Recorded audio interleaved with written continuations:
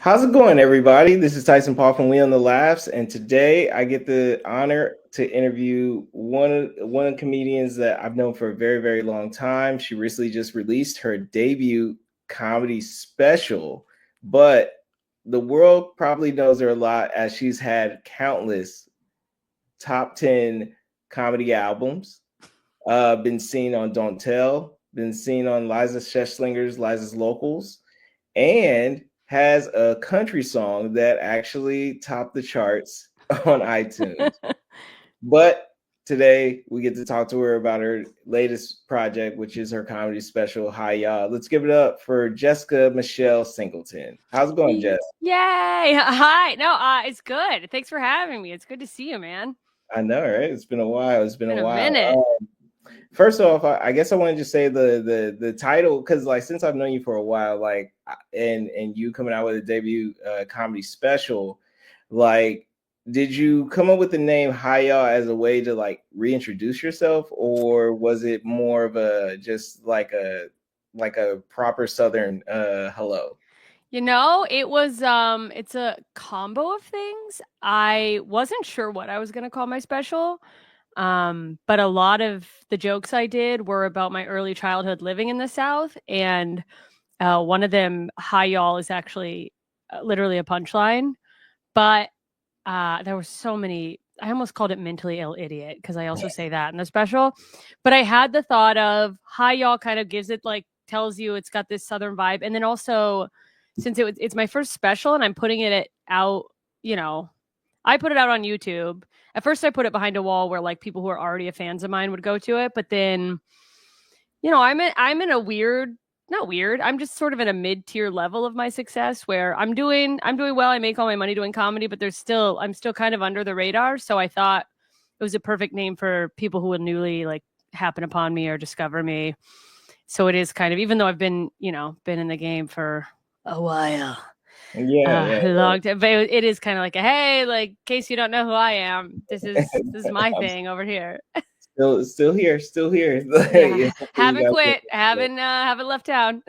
Yeah, no, I mean, because I talk to a lot of comics now, like that I've grown up with in comedy, and they're all like basically doing specials, and they do say like the hardest part is coming up with a title for your special. Why do you think that is like one of the hardest parts? You know what? I think it's all of us being too precious. That was the thing, is that like other than having a special where if you're putting it out like on YouTube and the name is a curse word where it's gonna hide it, who cares? To me, it's like the jokes still have to be funny or like speak for themselves. I guess people are probably hoping to have like they'll come up with something so catchy or so edgy that it makes people who maybe would pass it over go, "Wait, what's this?" But like I don't know, and this is not me comparing my special to the Mona Lisa, but like I don't think he gave a fuck that it was called the Mona Lisa. He's just like it's about the painting. Who cares? Nobody fucking cares what it's called. They care that lady is pretty mid. Honestly, I could go on about the Mona Lisa. I'll never understand why it's so famous, but and that's not to say I could never paint that. Yeah, It's way better than anything I could do. But it's like I don't. We put so much pressure on ourselves. I did it too. I was like, I had a list. I was like surveying close friends. Like, well, what if? Do you think this would keep people from tuning in? And it's like, no, they're gonna tune in because I mean, yeah, you'll grab some people, a handful of people, because the name or like on social media, the thumbnail. But at the end of the day, I think a good special, most people are going, oh, the one that one with the joke about XYZ. It's you have to be such a comedy nerd and that's your like special interest on the spectrum to remember the name of every special. For me, I mean, like, I could tell you jokes of comics I like, but I couldn't for the life of me tell you which special they're from. Mm-hmm. Yeah, no, like I think I get the same thing. I understand the way you think about it, because like really it is like we do put an emphasis on a special, and it's like it's not like even like it's not even the material, like it's just like for catchy purposes. But like the title of the special, like you can have a great you can have a great special and then feel like it wasn't no good because of the title, or you can have an amazing title and then like people are like, oh yeah, this is like kind of lackluster, so don't really go. Yeah, where you like oversold it. And I've tried different things like, you know, I have an album called Horny for Death, and that was a joke within the album, but I was very much like, okay, let's go for like what's gonna make people go, whoa, what's that? And that was fine. I mean, it got, people listen to it. I'll never know if anyone listened to it only because of the name, but it's ego. And I have it too, but I think we all want it to sound cool. Like we're like, well, what if it does blow up? We want people to go like, oh yeah, have you seen Hi Y'all? And it's is anyone doing that? I don't know. I mean, honestly, yes, but like if it I had a think shitty name but was funny, it's like yeah. Yeah, it's very rare. It's very rare that it's like, oh yeah, the title like had sold me. Like usually, like most people are watching comedy specials now because of the material. Like, so like because the trailer is more important than like the title. yeah, it's like half the people who stumble upon it probably don't even realize what the title is till like later on, or they go, well, what was this called? Or oh, your little comedy special thing, Yeah. True, definitely. Actually, so it's funny that you mentioned that you've done multiple comedy albums, like because I even like had to look back. I was like, oh, this is her like debut special. Like this is crazy because like she's coming out with like a couple comedy albums that actually have sold very well. So, what is the difference between coming out with a comedy album and doing a comedy special? There's there's so much more that goes into it with just on the tech side, especially trying to wrangle like with an album, you just have to set up the audio. And that in itself, and I don't want to say that like I almost lost my first album because the audio got fucked up on one of the tracks. Like Andrew Themelis came in and saved the fucking day. But the amount of extra stuff that goes into lining up cameras, and I didn't know any of this. I was like, we'll prop up 3 cameras, we'll just get some angles. At the end of the day, I was looking at this more. I had shifted my outlook to think of a special instead of being this like, pinnacle of your career. Like I made it to the special. It's like, no, this is a marketing device. Mm-hmm. It's the best part of my career is the live shows. So this is a piece of content to drive people to come to the live shows, which maybe is sad for some people to think about. I also am very proud of it, but it's like, I didn't know shit about cameras. Like, thank God, Noah Kopfer, who's an incredible comedian. He's a younger guy. He opens for me sometimes. I had him coming along to open, and then I was like, and I'll throw you some extra, just be like a production hand, just to be around to help out a little. He ended up, thank God for this man. He is the director now. Like literally, I didn't know enough about cameras to know like how difficult the settings would be just to like get the cameras to try to match so the shots look similar. I don't know. Like there's so many more technical things that really, even though a part of me knew, I know that I am not a professional in this, and a professional would know more. Just, I didn't realize how big that gap was in it. It really gave me an appreciation for the art of film that I, unfortunately don't think I had before. Like I was like, yeah, no, I don't know how to do it, but like, whatever, it's not like I thought poorly of it. It's like anything, until you're immersed in it, you don't really realize how much goes into it. And yeah, it adds a whole extra layer, which makes it more difficult. It makes it more expensive. It adds more potential for things to fall apart. One of our cameras just gave out. And so we barely have that angle. We had like propped up an emergency backup camera. So there's like a side angle that is very differently colored. Like the colorist did his best, but it's just like scramble, trying to throw stuff up. And so I don't know. I also think there's more potential for being more self-critical with a special, because you go through and you edit it so much that you're like, I went from being like, I look so good in this special to there was a while where I was like, I thought I was in shape in this. Now I think I'm out of shape. Like it's just dumb stuff. It's just more vulnerable. It's like you're not just being heard, you're being seen. But also, isn't that what I want as a live performer. So Yeah, no, because like I guess so one of the processes of shooting a comedy special, shooting a good comedy special for what I've learned like basically lately, it takes like about a year and a half or maybe a year, or if you're like exceptionally lucky, maybe 6 months and stuff. You shot yours. I want to say how long was that process? Like when did you finally was because like I said, you've done multiple comedy albums before, so you kind of like are experienced with this craft, with this part of the craft. But what made you decide like, okay, this is time to basically come out with my debut special, and how long did that process take from that part to the finished product? you know what? In terms of when the material was ready to when I was ready to actually just do it, it's a lot longer than it should have been. Um,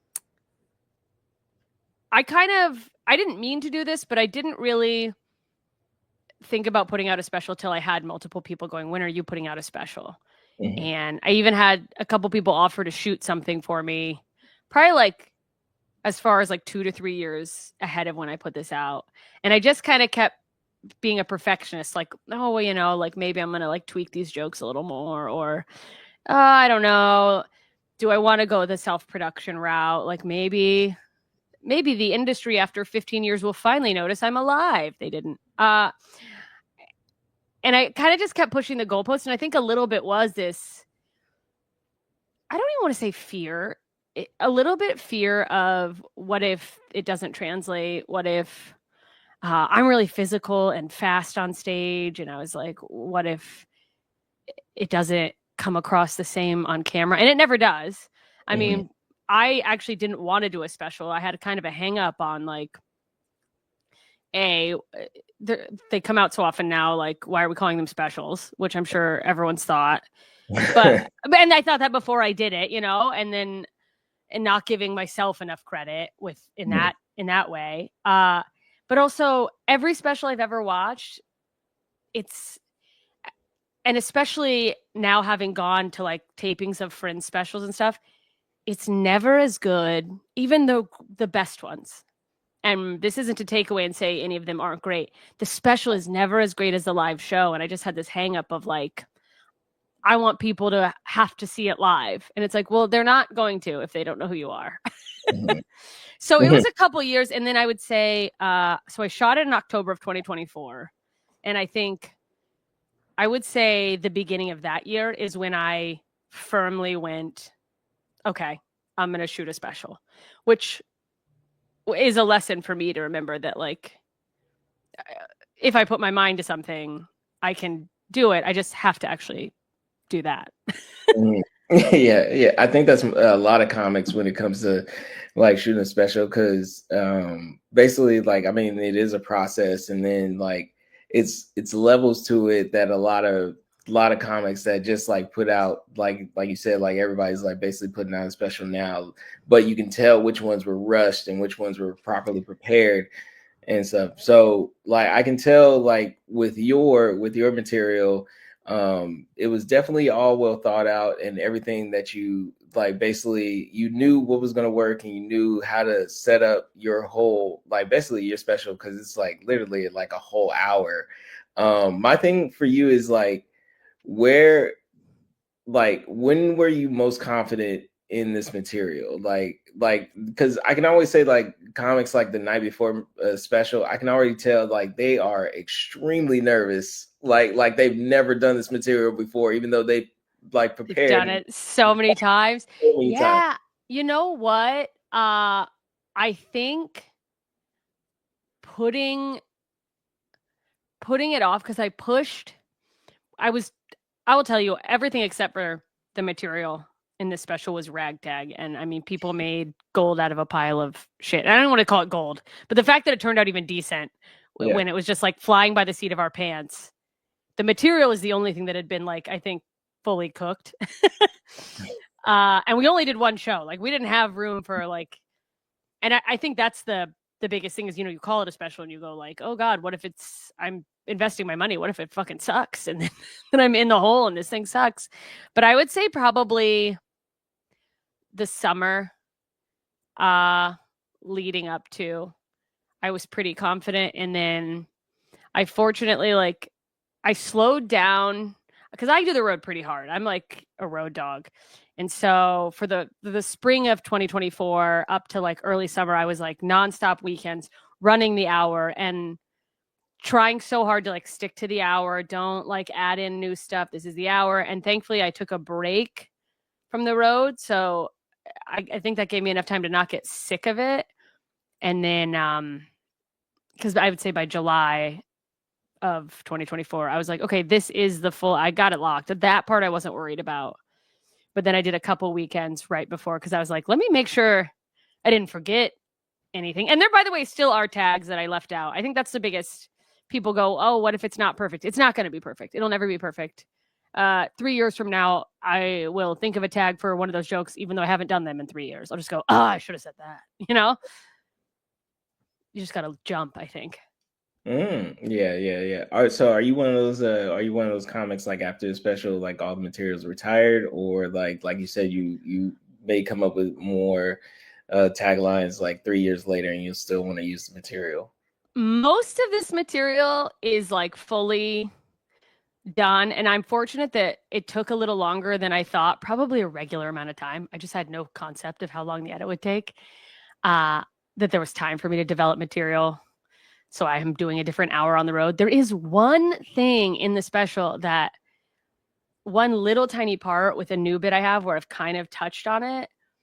And now that's been expanding. And I've been going back and forth, like kind of beating myself up about like, how do I just keep that in there, even though I've done it a little because the new tags are so fun and the new direction.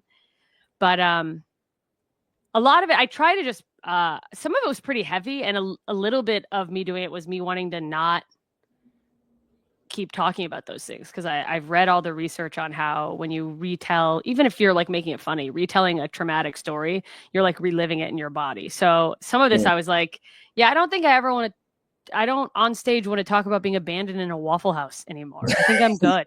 I think, Yeah, and it's also like trying to shed like self-identifying with some of that, yeah. that it's like, yeah, that happened, but that's not who I am.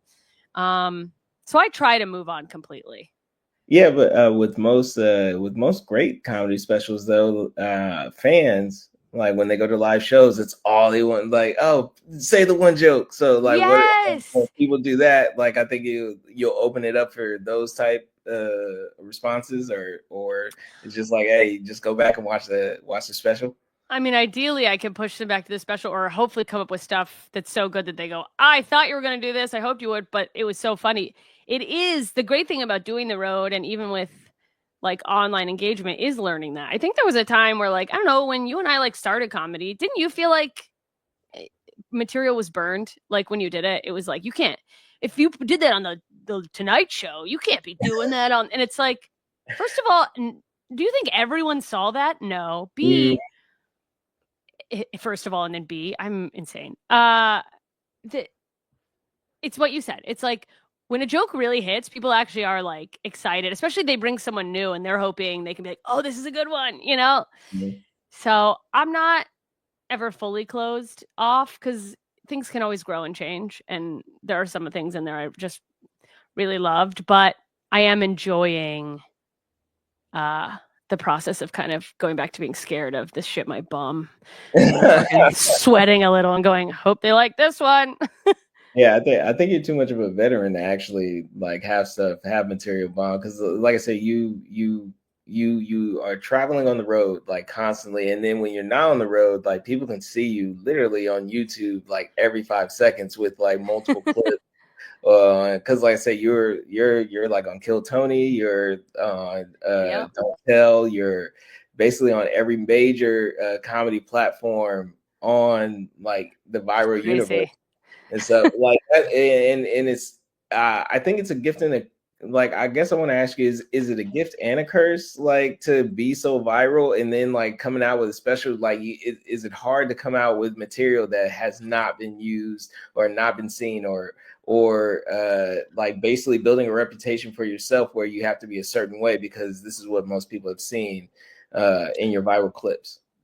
You know, I was a little scared because I actually did put out clips of some of these bits when they were still being formed, and I was like, And there is one bit on there that is on one of my albums, but I never had it visually, and it's a very physical bit. So I was like, well, let me throw that in there, because I also luckily had been booked by, Don't Tell to do a Don't Tell set a couple months before this, and so I didn't want to do the material from that in the special. So I was like, well, now I have this weird gap. Anyway, that's probably TMI, but like Oh, what I've realized, it's the same thing. It's that like even if someone's seen some version of the bit, they're mostly so excited and they enjoy it. And I was afraid for a while. I didn't really lean into the online stuff until the last maybe 2 or 3 years, where I just finally was like, I'm going to put stuff out. But like, I can do crowd work. I would say I've been told when I do it, I'm good at it. I've even gotten feedback from like literally some bookers, even in LA, that are like, some people are trying to force that. You should lean into it. You're actually good at it. And it's what, people like it. But I like joke writing so much. I want to tell it. I want to tell my jokes that I've worked on. And I worried like, oh, what if I put out jokes? Well, does that fuck me over? Like, people are going to come to shows and go, I already saw that. But it hasn't. yeah. Yeah. I think if anyone listening is afraid, like, well, what if the scariest thing is, what if I put it online and it's not funny? But it's like, well, why would it not be funny Yeah. if it's funny in the room? You like trusting yourself. You're still going to get trolls. That's the worst part, is like, in live comedy shows, people who just on principle don't think women are funny aren't buying a ticket to see me.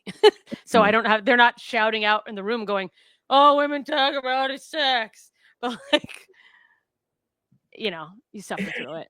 Yeah, no, actually, I mean, and crazy part with this special, like throughout it, like, I mean, there, it's very rare that like now comics have a special where it's not a lot of crowd work. It's very minimal, and then on top of that, like, you kind of don't even in the special like even base yourself as a female comic. You just like are literally a comedian, like up there, like doing a special, like telling your journey and stuff. Thank Like, you. how difficult is it for you to not like go the stereotypical routes, like, or what success in comedy is right now, especially because you've been in the genre for so long, like you've seen it go like from literally like just people just doing stand up to now where it's like people want to just see roast battles or just have 1 minute clips or like specials where it's just like a group of people and stuff. So Yeah, I do think there's a lot of comedians who started kind of shifting what they do for what works better online. And I understand like the thinking of, oh, that could translate into ticket sales. The industry looks at that and thinks, oh, I have more followers. But at the end of the day, for me, I just remind myself that the internet is a tool to introduce and showcase myself to people in hopes that they'll come see me live. And some people just are like, want to be famous online, and then it translates into them doing more stand up, and that's fine for them. But like, I never wanted to start doing something. I don't want to get on stage at a live show and sacrifice what the audience experience is in hopes of getting something for people online. I go the opposite route, where it's like, if I'm happen to be filming, if something I do at the show is great and would work online, great. But at the end of the day, I know, because I came up before. It wasn't like before any social media, but before people were doing reels and TikToks, and like to get ahead, you had to be funny, and funny spoke for itself. And I've had moments where I question, like, should I be shifting? Should I do more of these things? But it's like, well, who I am has gotten me this far, so I try to just remind myself, you don't get as far as I've gotten, and then there's the ceiling is still so far away from where I am, but it's good to look back and look down and see where you've come from, because I can't have gotten to this level on a fluke. You know what I mean? So it's like, okay, trust that what got you here can keep getting you forward. You don't have to, if it feels natural to shift, but don't try to force. Anytime I've tried to pander to what I think the audience wants instead of what feels right to me, or like what the industry's looking for, I'm exponentially worse for it. Yeah. So, I mean, with you saying that, I'm, I guess I can't leave you without asking. All right, so virally, like you are one of the boldest people I think I have ever met or ever seen Really? on social media. Well, like I could tell, like you thought of the idea, you executed it. People like try to brace you, stand back real quick, like, hey, like, hey, did you really think this whole way through? No, like I'm gonna wing it, and like it comes out to be a viral sensation. What basically is next for you now with your career going the way it's going right now? You're constantly on the road, constantly headlining shows, and you just did the debut special. You have more projects along the line heading into 2026. Are you looking for more, just doing the same, perfecting your craft, or are you looking to evolve more into the production side and uh, uh, basically teaching the newer generation? I have gone back and forth on things I want to do because I kind of did stand up with blinders on, where a lot of people I think try to do everything in the industry, and I for years just went stand up. And it wasn't like a tactic. It wasn't like I'll only focus on this and then worry about it. It was all I cared about, and that I think afforded me the ability to get here by not like worrying about these little things that weren't important to me. But despite the fact that like I'll never stop doing stand up. I've got a bunch of road dates in the new year coming up, and I'm excited about the new hour I'm writing. And I know I haven't reached the peak. I believe I haven't reached the peak of where I'll go with stand up. I have hit a point where I'm like, until recently, I didn't want to do anything else. I just was like, this is good. I'm happy. And then I hit a point where I was like, I feel like I want to expand, but like I wanted a higher goal or something bigger, but I didn't know what. And now I'm really feeling like I want to figure out how to use my ability to make people laugh in different ways. I'm trying to write scripts. I'm trying to get more involved in acting. I don't know if I'll ever fully be on the producing side because I'm a scatterbrain nightmare. I shouldn't say I'm a terrible producer, but the fact that people do that so calmly and can handle it, and I'm like, anytime I produce anything, I'm like shaking and like, oh God, it's like, okay, maybe that's my body telling me something. I did take a couple years post pandemic when things were a little bit rocky with like bookings and getting back out there. And so I needed to fill in the gap where I was doing like writing groups and one on one coaching with younger stand ups. Mm. I'm not doing that anymore because I don't have the time, but it's not like I kind of started it like, well, here's the information and skills I have. I guess I could do that. But then I really loved it. Like it is like a thing where I go, I wish I could do everything. But that's also a thing I'm learning is uh, it works better for me if I go, what's the next goal? Let's focus on that instead of 500 goals that like I want to do all of them. It's like, okay, get to this one goal and then let's look at another one. So definitely trying to expand, but just finding new ways to bring more laughs into the world. Yeah. And then last but not least, you're a very heavy representative of mental health and social anxiety, like awareness and stuff. How is that going so far? Like is part of your journey? Because I know you're very involved in like other groups and everything. So like, how important is that to the rest of your career? I think it'll always be important to me. I think it has to be. I think a lot of it is my own healing. I do sometimes wonder, because I think I've been outspoken about mental health and my own mental health struggles my whole career. And there is a part of me that goes, did some of the industry go, oh, she's crazy? Oh, it's not, she's volatile, which is funny because it became trendy. And there's a couple people who like, or they're so brave for talking about their mental health. And it's like, I've been screaming about my mental illness the whole time. What? Hello? Is this Mhm, thing on? But, mhm. for me, humor, I developed, I think, my sense of humor partly as a coping mechanism. And some of that is like, helps making jokes about the things I struggle with has helped me. I found taking those jokes to stage, I didn't know would help other people, but the feedback I get is people going like, "Oh my God, I thought I was the only one that felt this way. Oh my God, it is like that." Oh yeah, and it's like just a catharsis of like being able to laugh and go, because it's, yeah, we can, like, you can work on your mental health all day. You can get prescriptions. You can have a routine, you know, especially if it's like trauma. You can find ways to, like, have, you know, coping mechanisms or tools you can use when you're feeling triggered. But I did hit a point where I realized, like, I was like, oh, but you can't, like, work on it to the point that you're no longer traumatized. That's not coming. Okay. So, like,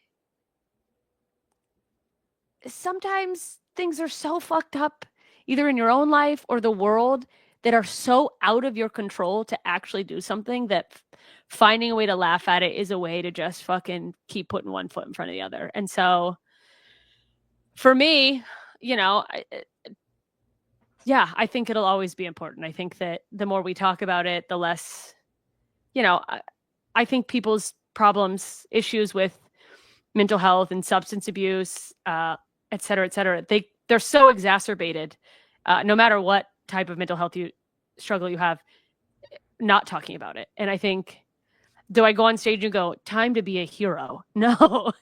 But, like, seeing other people talk about it makes me go, okay, so, like, it's okay to bring it up. And then if I feel like if I'm talking about it, I can make a joke about it. People are laughing and connecting about it. Maybe that helps someone else go, okay, so, like, maybe I can tell someone in my life that, hey, I'm actually struggling. And I think the biggest gap and the biggest hurdle for people to get over, especially, I mean, all people, but man, do fucking I'm not gonna simp for men, but the way men are not socialized to fucking say how they're feeling, and it's like, does it solve everything? But the difference in being able to look at someone who, like, you trust and go, I'm having a really hard time, actually. What a fucking weight to just have someone go, okay, all right, let's talk about it, you know? And so if I can use humor to make people go, fuck it, I'm gonna say it. Like, Yeah. why not? We're all going crazy. Well, definitely in these times we are, and Ugh. you, more than you know it, you're helping out so many people, like more than you'll Uh-huh. probably ever know, with your comedy and with everything that you are boldly just representing for yourself as a person. So it was great talking to you, Jessica. Like, I love the special. Do you want to say anything else about the special before we go? Just thank you for having me. Thank you for watching it. Thank you to anyone who's watched it. And if anyone watching this is on the fence about checking it out, I think it's for everybody. You know, maybe not every joke, but there's childhood, there's silly life observations. It gets a little dark, a little dirty at parts, but I think there's as a whole, there's a little bit of something for everybody. So, and I would just encourage, by the way, anyone listening. I feel like this isn't said enough. I've heard it said, but, like, comedy, if people would look at comedy like music, like, someone might not be for you, but don't, like, give up on looking for someone. And there's actually if I could plug the website punchup.live, where I originally put this website, great resource for comedy fans, because it will tell you people who are coming to your area once you sign up. But also, if you follow someone's page, it suggests other comedians that you might like, and it's a great way to discover new people. So just, watch my fucking special. Yeah, yeah. At the end of the day, you can catch her special right now on YouTube. It's Jessica Michelle Singleton. Hey, y'all, right now on YouTube. So go out and watch it right now. And so Now, immediately. Yes, immediately. You'll definitely learn a lot about her German roots.